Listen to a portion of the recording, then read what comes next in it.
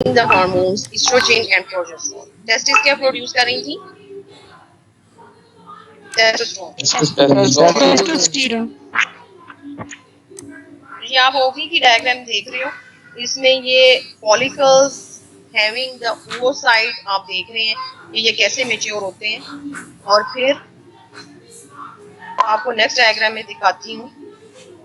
ये देखो, ये ओवरी है, यहाँ से ये ओवेरियन ट्यूब या फिलोपियन ट्यूब का इनफंडिबुलम और फिम्ब्रिएटेड एंड जो है वो इसके करीब होगा, अटैच नहीं होगा इसके साथ, ठीक है।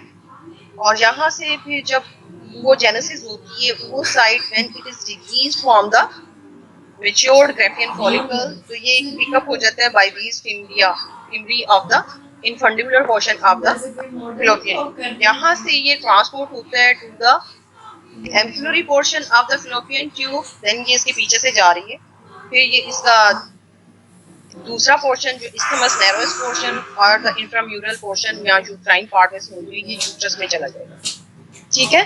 The genital tract begins with a pair of fallopian tubes, also called oviducts or uterine tubes, which conduct ova from the ovaries to the uterus, where fetal development occurs. Fertilization of ova by the spermatozoa occurs within the fallopian tube, mostly in the ampullary part of the fallopian tube.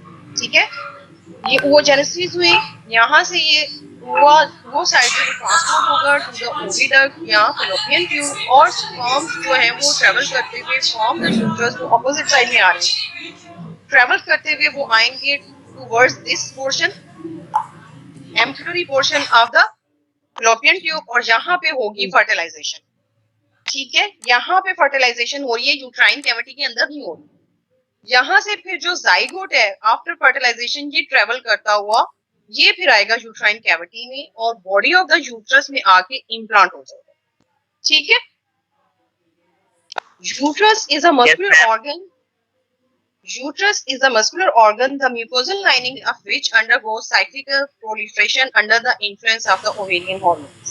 ठीक है, जो ovarian hormones हमने बताए हैं oestrogen और progesterone, उसमें changes आती हैं यूट्रस के म्यूकोजा में. This provides a suitable environment for the implantation of the fertilized ovum or the zygote and subsequent development of the placenta. This is the means by which the developing fetus is nourished throughout the gestation within the uterus.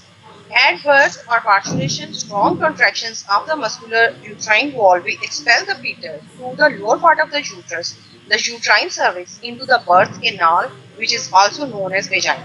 ठीक है, ये उसका सारा आपने एक root या channel देखा. अब ये मैं आपको दिखाने लगी हूँ यूट्रस. इसका ये जो वॉल ऑफ द यूट्रस है इसको थोड़ा सा बड़ा करके दिखाया गया है, साइड पे देखें. जो इनर लाइनिंग होगी उसको हम कहते हैं एंडोमेट्रियम. जो मिडल वाली होगी muscular lining of the wall of the uterus उसको मायोमेट्रियम कहेंगे, मायोमीन मसल्स. और जो आउटर साइड होगी जो सीरस या पेरिटोनियल कवरिंग वाली होगी उसको हम कहेंगे, या कनेक्टिव टिश्यू वाली जो होगी उसको पेरीमेट्रियम कहेंगे.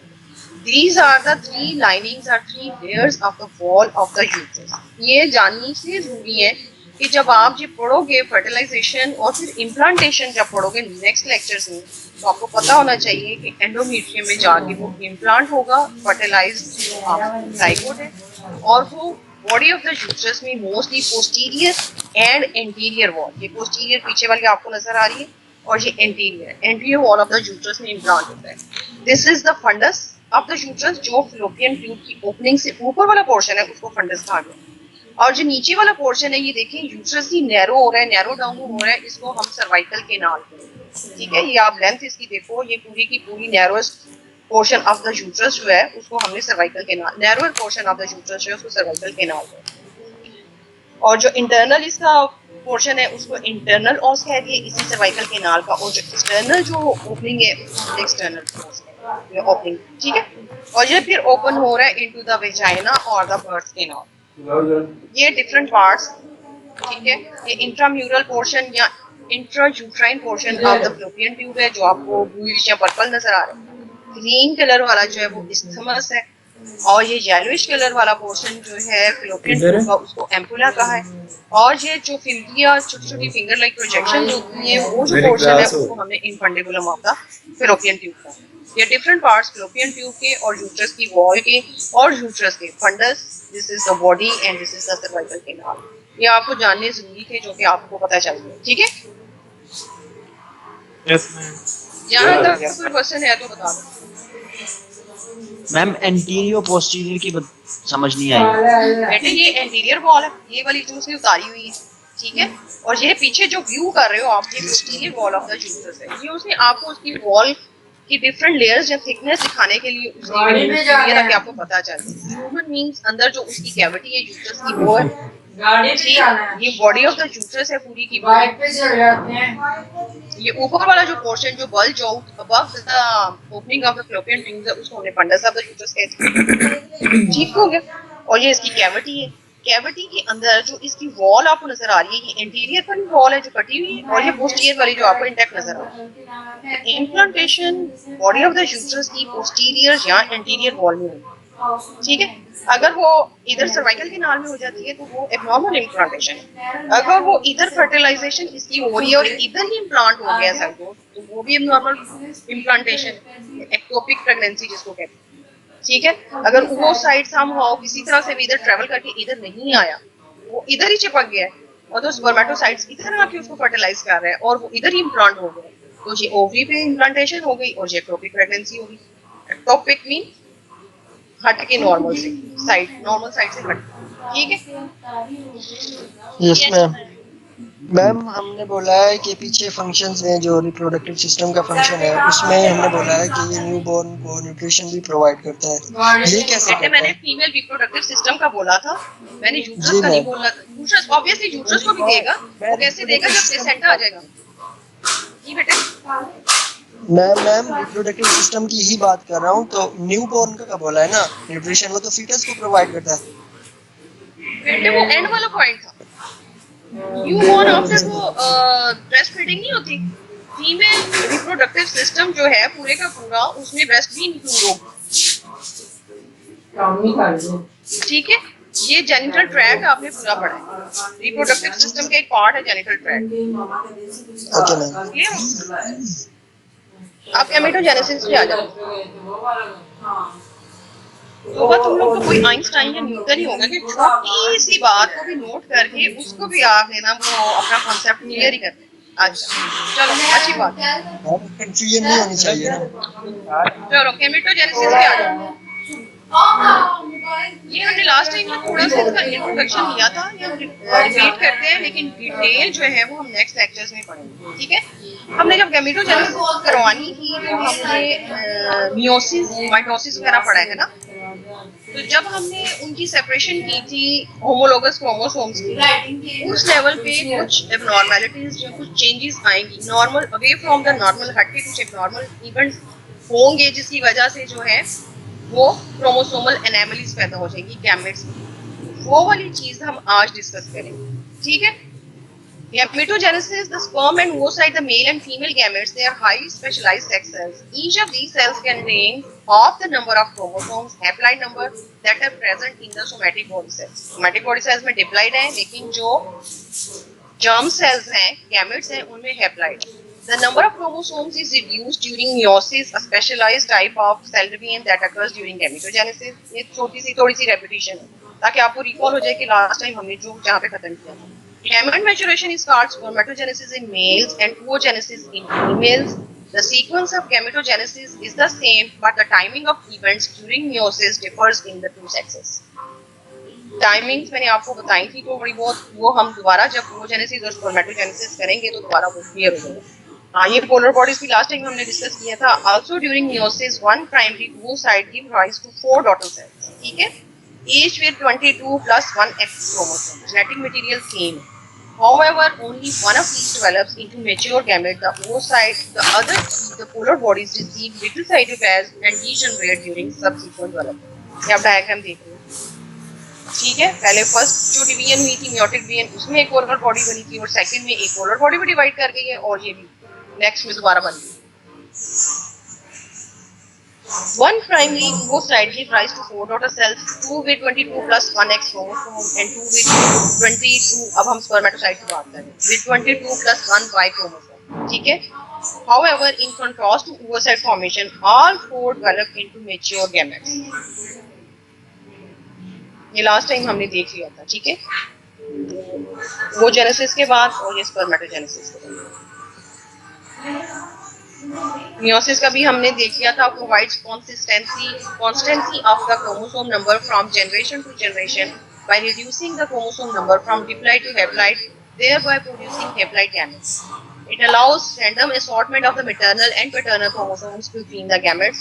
It relocates segments of maternal and paternal chromosomes by crossing over of the chromosome segments, which shuffles the genes and produces a recombination of the genetic material or genetic variants or recombinants वो produce करती है meiosis, crossing over.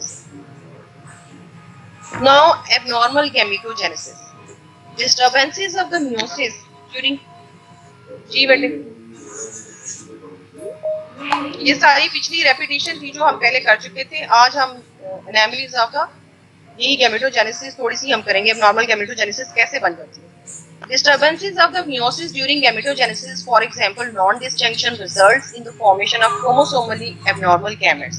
If involved in fertilization, ये वाला chromosomally abnormal gamete अगर fertilization कर देगा, what will happen? These gametes with numerical chromosome abnormalities cause abnormal development. ठीक है. अब वो कैसे, ये थोड़ी सी डिटेल में आपको ये बताने लगी हूँ. Chromosomal abnormalities. इनमें न्यूमेरिकल एबनॉर्मैलिटीज भी हो सकती हैं और स्ट्रक्चरल एनामलीज भी हो सकती है. एबनॉर्मैलिटीज को एनामलीज भी बोल देते हैं. अब ये जो है न्यूमेरिकल भी हो सकती हैं और स्ट्रक्चरल भी हो सकती हैं. ठीक है. Numerical as a name indicates number की एबनॉर्मैलिटीज. नंबर ज्यादा हो सकते हैं, नंबर कम हो सकता है. The normal human somatic cell contains 46 chromosomes. ठीक है. The normal gamete contains 23 chromosomes. Normal somatic cells जो कि ऊपर 46 वाले हैं और डिप्लॉइड या 2n इनको हम कहते हैं. ठीक.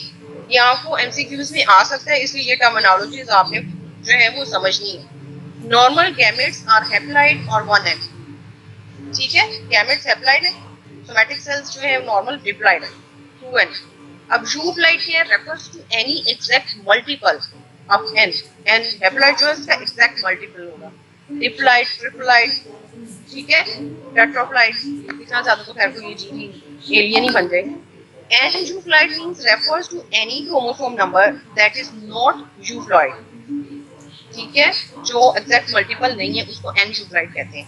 It is usually applied when an extra chromosome is present. ठीक है. वो तो exact duplication हुई थी ना euploid में. Euploid में क्या होगा? Refers to any chromosome number that is not euploid. It is usually applied when an extra chromosome is present or when one is missing. या extra present है या एक कम है. अगर एक्स्ट्रा क्रोमोसोम प्रेजेंट होगा तो उसको हम ट्राइसोमी कहेंगे, और जब एक क्रोमोसोम मिसिंग होगा तो उसको हम मोनोसोमी कहेंगे. ठीक है. नॉर्मल जो है गैमेट्स उसमें कितने क्रोमोसोम्स होते हैं? 23. ट्राइसोमी कब होगी? जब एक नंबर उसमें एक्स्ट्रा आ जाएगा. 24 होंगे गैमेट. ठीक है. और मोनोसोमी कैसे होगी? जब उसमें 23 से एक नंबर कम हो जाएगा, यानी कि 22 हो जाएगा. ठीक है. यहाँ तक क्लियर हो गया ना आपको ये? नेक्स्ट चलते मैम. जी बेटे. मैम इसका मतलब यूप्लॉइड जो हम पढ़े हैं उसके अंदर 46 क्रोमोसोम होंगे. 46 मल्टीपल. हाँ, यहाँ एग्जैक्ट 46 के डबल भी हो सकते हैं या ट्रिपल भी हो सकते हैं. वो लिखा हुआ है ना एग्जांपल दी हुई. ठीक. मैम लेकिन इनके ऐसा गैमेट तो 23 ही होने चाहिए. हाँ, तो हम नॉर्मल सोमैटिक सेल्स और नॉर्मल गैमेट्स के बाद यूप्लॉइड ये देखे ना. अब ये जो नॉर्मल गैमेट्स हैं उनको, नॉर्मल सोमैटिक सेल्स हैं उनको हमने डिप्लॉइड कहा है. नॉर्मल गैमेट्स जो हैं उनको हैप्लॉइड कहा है. यूप्लॉइड में डिप्लॉइड भी आ जाएंगे और उसके मल्टीपल्स भी आ जाएंगे. आप ठीक है. Yes ma'am. n के मल्टीपल्स हमने कहा है ना. अब मुझे मैथ्स में मत डालो बच्चों, आपको मेरे से ज्यादा मैथ्स आ सकता है. एग्जैक्ट मल्टीपल ऑफ n हमने बोला है, 2n नहीं बोला. ठीक है. n को n से करोगे तो 2n ही बनेगा ना, या मजीद करोगे तो फिर वो 4n बन जाएगा. मैम चलो आगे आ जाओ. जी बेटे. मैम हैप्लॉइड एंड डिप्लॉइड का ताल्लुक जो है वो क्रोमोसोम के सिंगल स्ट्रैंडेड और डबल स्ट्रैंडेड होने से होता है मेनली. जेनेटिक मटेरियल है बेसिकली. मैम हम डिप्लॉइड और हैप्लॉइड की स्पेस पे कहते हैं. ये आपको पता नहीं है डिप्लॉयड डबल स्ट्रैंडेड जो नहीं है मैम, वो पता है कि 23 होंगे, तो अगर सिंगल स्ट्रैंड 23 क्रोमोसोम हो तो तब हैप्लॉइड होंगे। सिंगल स्ट्रैंड है और उसका वो है होमोलॉगस में से एक किया हुआ। मैम क्रोमेटिड से सेपरेट हो जाते हैं, डीएनए तो डबल स्ट्रैंड ही रहता है। वो उस वक्त तो वो सेपरेट है ना बेटे, हम जेनेटिक मटेरियल की बात कर रहे हैं। हम जी मैम। क्रोमोसोम्स की, मैंने आपको पहले भी कहा, क्रोमोसोम्स के अलावा जेनेटिक मटेरियल की आप बात कर रहे हैं। Okay ma'am. Abnormalities in chromosome number may originate during meiotic। अच्छा बच्चों ऐसा करें कि हम क्वेश्चन आंसर का सेशन एंड में ना करें, ठीक है? एंड में जो 5 to 10 मिनट्स होंगे ना वो क्वेश्चन आंसर होंगे, ठीक? Yes, ma'am. चलो, abnormalities in chromosome number may originate during meiotic or mitotic phases, ठीक है? In meiosis, two members of a pair of homologous chromosomes normally separate during the first meiotic union, so that each daughter cell receive one number of each pair। यहाँ तक वो 2n है, ये आप आगे पढ़ोगे, आगे आपको स्पर्मेटोजेनेसिस और ओवोजेनेसिस करवाऊंगी ना तो मैं आपको करवाऊंगी। पहले वो 4n बना था, पहले उनकी जब वो सिंथेसिस हुई थी एस फेज में, ठीक है, तो वो जेनेटिक जो मटेरियल था वो 4n हो गया था, ठीक है? जी मैम। जी मैम। या आगे हम जब नेक्स्ट लेक्चर्स पढ़ेंगे ना मियोसिस, उसमें स्पर्मेटोजेनेसिस ओवोजेनेसिस में, तो आपका कांसेप्ट क्लियर हो जाएगा, ठीक हो गया? In meiosis, two members of a pair of homologous chromosomes normally separate during the first meiotic period, so that each daughter cell receives one member of each pair, ठीक हो गया? Sometimes, however, separation does not occur। इसको non disjunction कहेंगे। Junction था, उसका disjunction हुआ, लेकिन वो डिसजंक्शन नहीं हुआ नॉर्मली, नॉन डिसजंक्शन हो, ठीक है? इसलिए ये इतनी घूम गई है टर्मिनोलॉजी। होमोलोगस क्रोमोसोम थे, वो उन दोनों का जंक्शन, सॉरी होमोलोगस नहीं, आप कहोगे कि हाँ होमोलोगस क्रोमोसोम जंक्शन इकट्ठे हो गए, फिर उनका डिसजंक्शन होना था, दोनों ने लैदा होना था, तो नॉन डिसजंक्शन मीन के वो दोनों लैदा नहीं हुए, ठीक है? Sometimes, however, separation does not occur and both members of a pair move into one cell. As a result of non-disjunction of the chromosome, one cell receives 24 chromosomes and the other cell receives 22 instead of normal 23. ठीक है? ये जो हमने division की थी पीछे and में जो गैमेट्स बने थे 23 each क्रोमोसोम्स के साथ, 46 है ना सोमैटिक सेल में, बॉडी सेल में, तो जो गैमेट्स बने थे, जर्म सेल्स जो बने थे, वो विद 23 क्रोमोसोम्स बने थे, ठीक है? अब जब उनकी सेपरेशन की थी होमोलोगस क्रोमोसोम्स की, तो क्या हुआ है कि वो अलग सेपरेशन नहीं हुई, वो इकट्ठे ही जुड़े रहे और वो एक गैमेट में चले, और दूसरा गैमेट जो है वो एम्प्टी हो गया उस क्रोमोसोम से। आगे मैं आपको डायग्राम दिखाती हूँ, पहले आपको डायग्राम दिखा देती हूँ। ये देखिए, ये होमोलोगस क्रोमोसोम्स हैं, ये सेपरेट हुए तो ये नॉर्मल है ना मियोटिक यूनियन, ये अलग हो गए और इसके ये 4 बन गए, ठीक? अब इधर जो है इनका नॉन डिसजंक्शन हुआ है, ये दोनों इकट्ठे एक ही मूव में हो गए, मूव करके एक ही सेल में, और दूसरा एम्प्टी हो गया। इस पर्टिकुलर होमोलोगस क्रोमोसोम की बात कर रहे हैं, इसमें हम आप 46 क्रोमोसोम्स नहीं देखे, सिर्फ एक क्रोमोसोम जो नॉन डिसजंक्शन जिसका होगा, ठीक है? एक पेयर की बात कर रहे हैं, ये देखिए ये उस पेयर से एम्प्टी है, बाकी तो इसमें होंगे, बाकी होमोलोगस 22 जो बाकी क्रोमोसोम्स हैं वो तो होंगे। अब ये डिवीजन होगी, ये आगे से ऐसी बन गई और इसकी आगे से फर्दर सेकंड मियोटिक डिवीजन में ये दोनों वो नहीं है, उसमें नहीं है, दो इसके एब्नॉर्मल आगे, बल्कि चारों ही एब्नॉर्मल है, एक 24 वाला, एक 22 वाला। ये फर्स्ट मियोटिक डिवीजन में non distinction, second meiotic division में भी नॉन डिस्टिंक्शन हो सकता है, उसमें ये आप देखो कि उसके बाद ये एक ही में चला गया, ये अब ये जो एलील्स हैं ये सेपरेट नहीं है, क्रोमैटिड्स है ना, ऐसे ही है ना? जी मैम। अब ये दोनों एक में चले गए और एक एम्प्टी हो गया, ये इधर एक में चले गए और एक एम्प्टी। रिजल्ट उसका यही है कि दो जो है 22 क्रोमोसोम्स हैं और दो जो है 24, दो मोनोसोमी वाले, दो ट्राइसोमी वाले वापस आ जाते हैं। ये समझ आ गई अब जो यहाँ पे लिखा हुआ? Sometimes however separation does not occur। बेटा ये आपके उसमें लिखा हुआ है लैंगमैन में, ये आपने एनामलीज जो है ना न्यूमेरिकल और स्ट्रक्चरल आपने उधर से ही पढ़नी। ये क्वेश्चन भी आ जाता है इन पे, किसी ना किसी सिंड्रोम पे क्वेश्चन भी आ जाता है और जो आपकी ऑस्ट्री रखी जाती है उसमें तो मस्ट होती है एक सिंड्रोम एनामली, ठीक है। Sometimes, however, Yes, separation does not occur, that is non-disjunction, and both members of a pair move into one cell. As a result of non-disjunction of the chromosome, one cell receives 24 chromosome and the other receives 22 instead of normal 23. When at fertilization, obviously, अब आप imagine करो, a gamete having 23 chromosome fuses with gamete having 24. ठीक है, अगर ये वो side था 24 वाला और जो स्पर्मेटोसाइट था उसके नॉर्मल 23 थे, ठीक, या वो साइड था 22 वाला, इन क्रोमोसोम से साथ दूसरा गैमेट जब फ्यूज करेगा तो result is an individual with either 47 chromosome, ये 24 और 23 मिलके कितने बने? 47 ना, 47 क्रोमोसोम जिसको हमने ट्राइसोमी कह दिया, या ये 22 और 23 मिलके कितने बने? 45 क्रोमोसोम जिसको मोनोसोमी कहते हैं, ठीक है। आप क्वेश्चन आपसे ट्राइसोमी की कोई एग्जांपल पूछ सकते हैं, मोनोसोमी की कोई एग्जांपल पूछ सकते हैं, ठीक। हमारे जो टीचर्स थे वो तो हमसे ये इनकी एग्जांपल्स पोस्ट ग्रेजुएशन तक पूछते आए।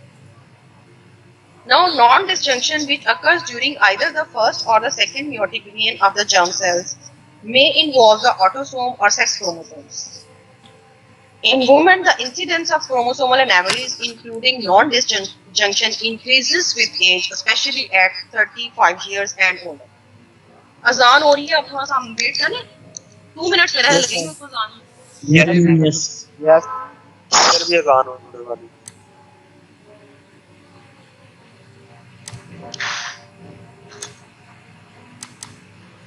मीटिंग मैम काफी बच्चों को ना पता नहीं मैम, उसकी रीजन ये है कि ना इस क्लास का स्केड्यूल सुबह का था, तो जब ये चेंज हुआ ना तो थोड़े बच्चे कहते हैं हमें काम है और ये, तो इस वजह से नहीं आ सकते वो। चलिए ठीक है, पॉलिसी कर रहे थे ना तो वहाँ पे कनेक्शन नहीं आ रहा था जी। तो मैम ये सुबह slide सुबह तो ये फर्स्ट टाइम नहीं होगा ना इंशाल्लाह? नहीं, नेक्स्ट कोई नहीं होगा इंशाल्लाह, ये मेरे लैपटॉप में कोई प्रॉब्लम हो रही थी, ओके मैम। नेक्स्ट नहीं हो रहा। अच्छा ma'am. The non-disjunction which occurs during either the first or the second meiotic vein of the germ cells may involve the autosomes or sex chromosomes. Sex chromosomes भी हो सकते हैं, किसी में X या Y ना जाए बिल्कुल, ठीक है। In women, the incidence of chromosomal abnormalities, including non-disjunction, increases with age, especially after 35 years, mostly after 40 years. ठीक है, ये न्यूमेरिकल एनामलीज की बात कर रहे थे, ये हम पहले ही एज से क्यों रिलेशन है इसका, क्या रिलेशन है एज से? बेटे कब से तो बन रहे होते हैं, ये मैंने आपको फर्स्ट सेकंड लेक्चर में बताया था, वो जेनेसिस कब से तो हो रही है, ठीक है। और वो डिप्लोटीन स्टेज में कब से रेस्टेड है, कब से वो रेस्टेड है, तो वो मैंने उस वक्त भी डिस्कस किया था। With the passage of time आप सोचो आफ्टर 40 इयर्स क्या एनवायरमेंटल फैक्टर्स इतनी हम फेस कर रहे हैं, अब तो रेडिएशन इतनी ज्यादा है कि हम मोबाइल खाने रख के सोए होते हैं, अभी भी हम लैपटॉप मोबाइल सब कुछ चल रहा है, इतनी ज्यादा रेडिएशन अपनी आपकी एनवायरनमेंट में इतनी ज्यादा हो गई है। ये रेडिएशन ऑब्वियसली उस वक्त भी थी सारी, कुछ ये एनवायरमेंटल वायरसेस हैं, बैक्टीरिया हैं, मुख्तलिफ है, इनको ट्रेटोजेंस कहते हैं। तो एज के साथ साथ जो है वो डैमेज करते रहते हैं इन चीजों को, ठीक है। ये भी हमने डिस्कस कर लिया। अब हम न्यूमेरिकल एनालिसिस की बात कर रहे हैं, बहुत इंपॉर्टेंट इसमें तो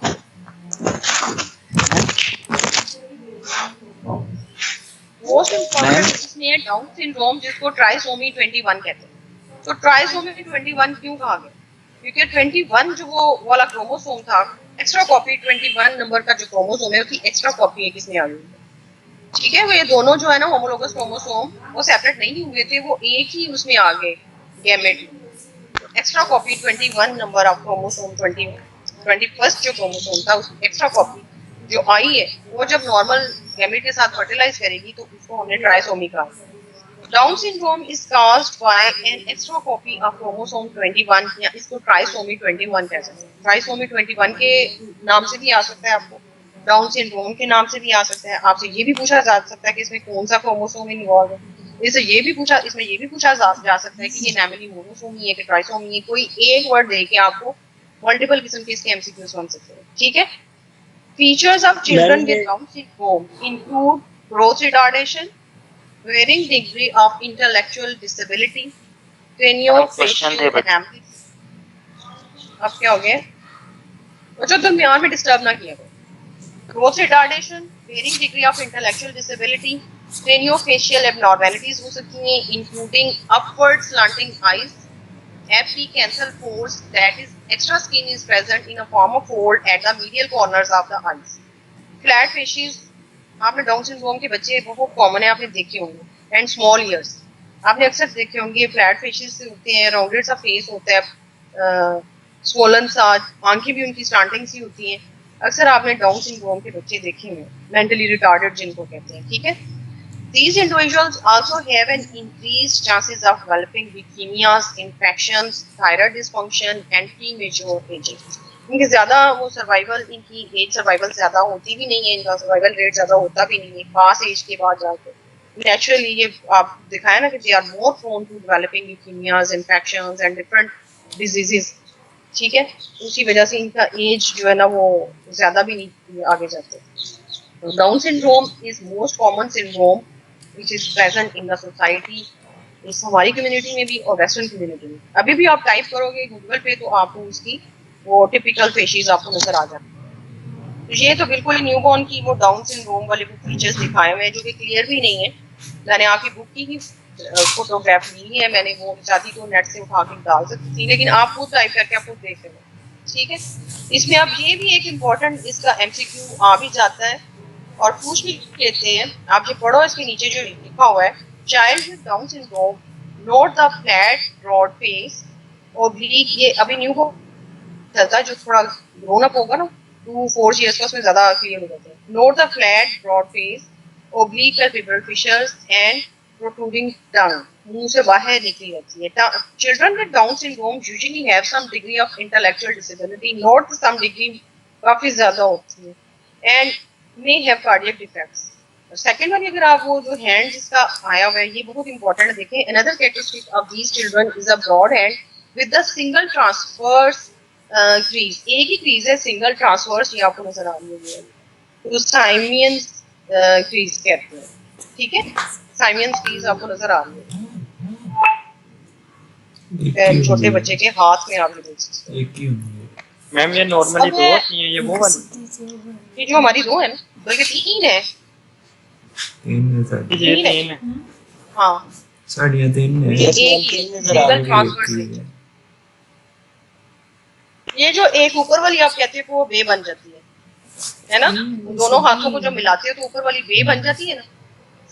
और उसके अलावा Yes, एक मिडल में है जिसको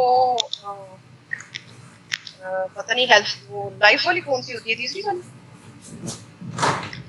मैम ये नहीं पता, ये तो किसी टाइप का फिर वो ये होता तो है। नजमी भाई बता होगा। नजूमी बता लाइफ सकता का है वो। तो अंदाजा। अच्छा, अब ये तीन लाइंस है ना, जो ऊपर वाली बे बनती है ना, आपको पता है कायदे आज़म की जो ऊपर वाली जो बे वाली लाइन थी ना, वो भी सीधी थी। तीन लाइंस थी, उनके हाथों में तीन लाइंस थी, लेकिन जो ऊपर बे वाली थी ना वो बिल्कुल सीधी थी। ये मैंने एक दफा, ये छोटे थे तो हमने ये प्रोग्राम देखा, इसलिए तो ये एक सिंगल ही क्रीज है ना, बाकी दो है ही नहीं, साइमियन क्रीज, ठीक है। अब नेक्स्ट पे चले जाते हैं, line filter syndrome. The clinical features of Klinefelter syndrome होते हैं combination of more than two diseases, one or two diseases जो है, more than one diseases का combination जब आ जाए ना तो उसको syndrome कह देते हैं। The clinical features of Klinefelter syndrome found only in males and usually detected by amniocentesis. अब वो आप लोग amniocentesis क्या होता है ये हम नेक्स्ट पढ़ेंगे, जब फर्दर जाते जाएंगे एमबीयू आप पढ़ते जाओगे तो आपको टर्मिनोलॉजीज का भी पता चलता जाएगा। एमनियोटिक फ्लूइड होता है जिसमें ये फीटस फ्लोट कर रहा होता है, ठीक है, और उस एमनियोटिक फ्लूइड को हम लेके तो उसकी एनालिसिस उसका करते हैं। वो उसने कहा है कि उस एनालिसिस से भी हमें पता चल जाता है Klinefelter सिंड्रोम। इसके जो फीचर्स हैं, detected by amniocentesis, they are sterility, sterile होगा, इनफर्टाइल होगा, testicular atrophy, hyalinisation of the seminiferous tubules, obviously अगर वो ट्यूब्यूल्स ही हाइलाइज हो गई हैं तो उसमें फ्लूइड क्या होना है, एंड यूजुअली गायनेकोमेस्टिया, ठीक है। ये फीचर्स हैं Klinefelter सिंड्रोम के। अब क्रोमोसोमिक, दूसरे क्रोमोसोमल एनोमली क्या होगी वो देखते हैं। The cells have 46 chromosome with a sex chromosome complement of the double XY. देखिए उसको यहाँ डबल एक्स होना चाहिए था या XY होना चाहिए. अब extra copy of Y X chromosome की आई है, ठीक है. इसमें extra copy of X chromosome की आ गई. एंड अ सेक्स क्रोमैटिन या Barr body is found in 80% of cases.